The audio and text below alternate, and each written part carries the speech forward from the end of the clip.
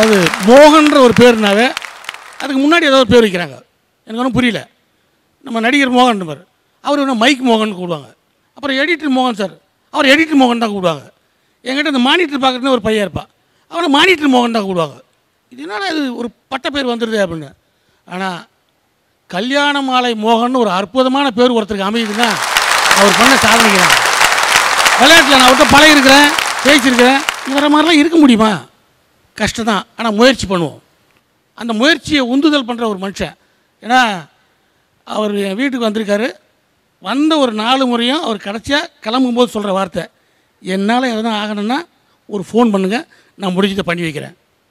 நான் நிறைய பேர் பேசும்போது பார்த்துருப்பேன், யாராவது எதாவது கேட்டிருப்பாங்க, உடனே என் ஃபோன் நம்பர் உனக்கு அப்படியே தெரியும், நிறையா கொடுத்தேன் என் ஃபோன் நம்பரை, எப்படி என் ஃபோன் நம்பர் வாங்கிடலாம், யார் கேட்டா அவன் பேர் சொல்லு.